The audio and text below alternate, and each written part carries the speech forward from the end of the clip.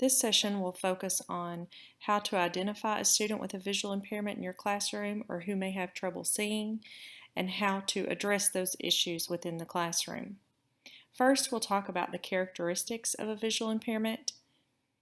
Some of those might be that their eyes turn in or out, or they flutter from side to side and up and down. They may appear to be overly clumsy or poor hand and eye coordination. They may often lose their place during reading, and they may misalign the digits in the numbers columns when performing math content. They also may make errors in copying from the chalkboard from their paper to the desk. If you have a student in your classroom with a visual impairment or difficulty seeing, preferential seating is often necessary for that student.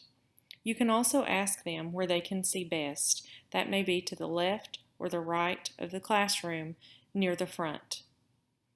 It's also a good idea to keep the classroom floor as free as possible from clutter.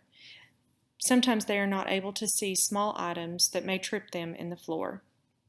You can reduce glare from the windows and lights as much as possible and seat the student with his or her back to the windows to reduce that glare. If you're speaking to the child with a visual impairment, be sure to only speak one person at a time and identify yourself when you begin speaking. Questions and discussions from elsewhere in the room should identify the speaker verbally, as the visually impaired student may not recognize the voice. One type of modification you may see is the color of print and the color of paper. Most students prefer black print on white paper. If there are other modifications that are needed, those should be listed in the Functional Vision Learning Media Evaluation. Contrast, print style, and spacing of letters can sometimes be more important than the print size. If a student has a peripheral loss and you are using large print, that print may fall out of their viewing area. Also common is the type of font that is used. That should also be listed in their FVLMA. Low vision students may require more time to complete the assignments, therefore they are allowed extended time. They are usually slow readers because of the visual impairment. And if standardized tests require a separate answer sheet, such as a bubble in, there may be separate modifications to use in that situation.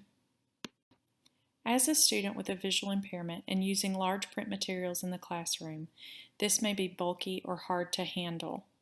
Sometimes single subject books come in 4 to 5 volumes in large print. They may need extra book space or extra storage space within the classroom. Sometimes they're also not able to access a combination lock, and the magnification umbrella equipment can be bulky also and need a larger workspace. Word games, puzzles, and graphs could be inappropriate for a low vision student. Make sure to check with your visually impaired teacher. When discussing modifications and accommodations for the student with a visual impairment, these 6 things are the most important to consider: position, presentation, pace, distractions, visibility, and speech.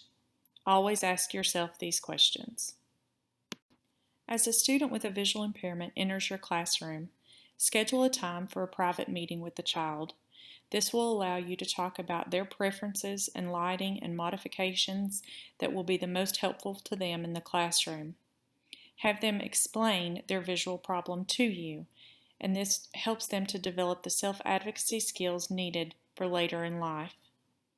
The emotional needs of a student with low vision are also like those of any other. They want to be liked by their teachers and peers, and they do not want to be different, even when those magnification devices or large print materials may be in their best interest. It's also advised to always use the student's name when addressing him or her so that they know that you are speaking directly to them and not to the entire class. So much of our communication is nonverbal, especially facial expressions when communicating with each other. Sometimes they are unable to recognize those expressions and to figure out what is happening in a social situation. It is helpful if the teacher privately explains the situation to the student with a low vision. Beware of their frustration level, and sometimes they might want to give up, but just keep pushing, just like any other child in your classroom. When preparing for a student with a visual impairment to enter your classroom, it's important to note that material will need to be provided to the teacher of the visually impaired in advance.